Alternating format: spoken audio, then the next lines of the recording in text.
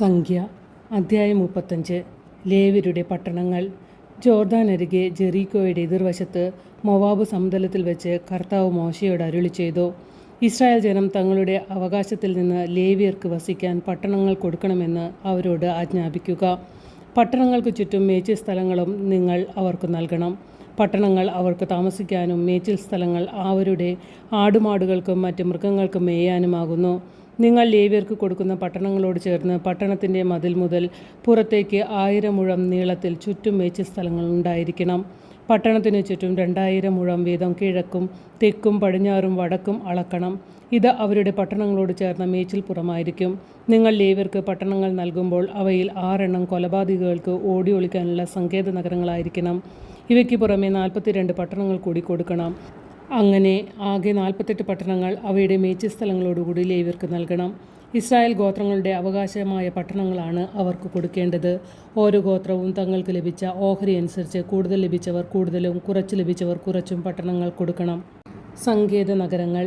കർത്താവ് മോശയോട് അരുളിച്ചെയ്തു, ഇസ്രായേൽ ജനത്തോട് പറയുക, നിങ്ങൾ ജോർദാൻ കടന്ന് കാനാൻ ദേശത്ത് പ്രവേശിക്കുമ്പോൾ അബദ്ധവശത്താൽ ആരെയെങ്കിലും വധിക്കുന്നവന് ഓടി ഒളിക്കാൻ സങ്കേത നഗരങ്ങളായി ചില പട്ടണങ്ങൾ തിരഞ്ഞെടുക്കണം.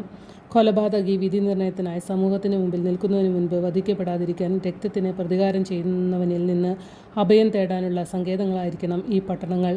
നിങ്ങൾ നൽകുന്ന പട്ടണങ്ങളിൽ 6 സങ്കേത നഗരങ്ങളായിരിക്കും. സങ്കേത നഗരങ്ങളായി 3 പട്ടണങ്ങൾ ജോർദാൻ ഇക്കരെയും 3 പട്ടണങ്ങൾ കാനാൻ ദേശത്തും കൊടുക്കണം. ഇസ്രായേൽ ജനത്തിലോ അവരുടെ ഇടയിലുള്ള വിദേശികളിലോ തൽക്കാല താമസക്കാരിലോ പെട്ട ആരെങ്കിലും മനഃപൂർവ്വമല്ലാതെ ആരെങ്കിലും വധിച്ചാൽ അവന് ഓടിയൊളിക്കാനുള്ള സങ്കേതമായിരിക്കും ഈ 6 പട്ടണങ്ങൾ. എന്നാൽ ആരെങ്കിലും ഇരുമ്പായുധം കൊണ്ട് ആരെങ്കിലും അടിച്ചിട്ട് അവൻ മരിച്ചാൽ അടിച്ചവൻ കൊലപാതകിയാണ്. കൊലപാതകി വധിക്കപ്പെടണം. കല്ലുകൊണ്ടുള്ള ഇടികൊണ്ട് ആരെങ്കിലും മരിച്ചാൽ ഇടിച്ചവൻ കൊലപാതകിയാണ്. കൊലപാതകി വധിക്കപ്പെടണം. മരം കൊണ്ടുള്ള ആയുധത്താൽ അടികൊണ്ട് ആരെങ്കിലും മരിച്ചാൽ അടിച്ചവൻ കൊലപാതകിയാണ്. കൊലപാതകി വധിക്കപ്പെടണം. പ്രതികാരം ചെയ്യാൻ ചുമതലയുള്ള ബന്ധു തന്നെ ഘാതകനെ വധിക്കണം. കണ്ടുമുട്ടുമ്പോൾ അവനെ കൊല്ലണം. ആരെങ്കിലും വിദ്വേഷം മൂലം ഒരാളെ കുത്തുകയോ പതിയിരുന്ന് എറിയുകയോ ശത്രുത്വ നിമിത്തം കൈകൊണ്ട് അടിക്കുകയോ ചെയ്തിട്ട് അവൻ മരിച്ചാൽ പ്രഹരിച്ചവൻ വധിക്കപ്പെടണം. അവൻ കൊലപാതകിയാണ്. പ്രതികാരം ചെയ്യാൻ ചുമതലപ്പെട്ടവൻ കൊലപാതകിയെ കണ്ടുമുട്ടുമ്പോൾ അവനെ വധിക്കണം. എന്നാൽ ആരെങ്കിലും ശത്രുത കൂടാതെ ഒരുവനെ പെട്ടെന്ന് കുത്തുകയോ പതിയിരിക്കാതെ അവൻ്റെ മേൽ എന്തെങ്കിലും എറിയുകയോ ശത്രുവല്ലാതെയും ദ്രോഹിക്കാൻ ആഗ്രഹമില്ലാതെയും കാണാതെ മാരകമാംവിധം അവൻ്റെ മേൽ കല്ലെറിയാനിടയാവുകയോ ചെയ്തിട്ട് അവൻ മരിച്ചാൽ ഘാതകനും പ്രതികാരം ചെയ്യാൻ കടപ്പെട്ടവനും മധ്യേ ഈ കൽപ്പനകളനുസരിച്ച് സമൂഹം വിധി പ്രസ്താവിക്കണം. സമൂഹം ആ കൊലപാതകിയെ പ്രതികാരം ചെയ്യാൻ കൊല്ലപ്പെട്ടവൻ്റെ കൈകളിൽ നിന്ന് രക്ഷിച്ച് അവൻ അഭയം തേടിയിരുന്ന സങ്കേത നഗരത്തിലേക്ക് തിരിച്ചയക്കണം. വിശുദ്ധ തൈലത്താൽ അഭിഷിക്തനായ പ്രധാന പുരോഹിതൻ്റെ മരണം വരെ അവൻ അവിടെ തന്നെ താമസിക്കണം.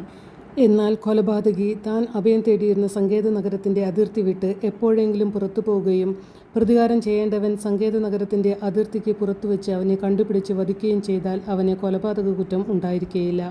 കാരണം പ്രധാന പുരോഹിതൻ്റെ മരണം വരെ അവൻ തൻ്റെ സങ്കേത നഗരത്തിൽ വസിക്കേണ്ടിയിരിക്കുന്നു. പുരോഹിതൻ്റെ മരണത്തിന് ശേഷം തനിക്ക് അവകാശമുള്ള ഭൂമിയിലേക്ക് അവന് തിരിച്ചു പോകാം. ഇവ നിങ്ങളുടെ എല്ലാ വാസസ്ഥലങ്ങളിലും എല്ലാ തലമുറകളിലും നിയമവും പ്രമാണവുമായിരിക്കണം. ആരെങ്കിലും ഒരുവനെ കൊന്നാൽ കൊലപാതകി സാക്ഷികൾ നൽകുന്ന തെളിവിൻ്റെ അടിസ്ഥാനത്തിൽ വധിക്കപ്പെടണം. ഒരാളുടെ മാത്രം സാക്ഷ്യം ആസ്പദമാക്കി ആരെയും വധിക്കരുത്.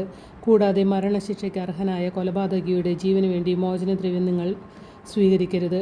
അവൻ വധിക്കപ്പെടുക തന്നെ വേണം. സങ്കേത നഗരത്തിൽ ഓടി ഒളിച്ചവൻ മഹാപുരോഹിതൻ്റെ മരണത്തിനു മുൻപ് സ്വന്തം ദേശത്ത് തിരിച്ചു വന്ന് താമസിക്കുന്നതിനു വേണ്ടി നിങ്ങൾ മോചനദ്രവ്യം സ്വീകരിക്കരുത്. നിങ്ങൾ അധിവസിക്കുന്ന ദേശം അങ്ങനെ അശുദ്ധമാക്കരുത്. എന്തെന്നാൽ രക്തം ദേശത്തെ അശുദ്ധമാക്കുന്നു.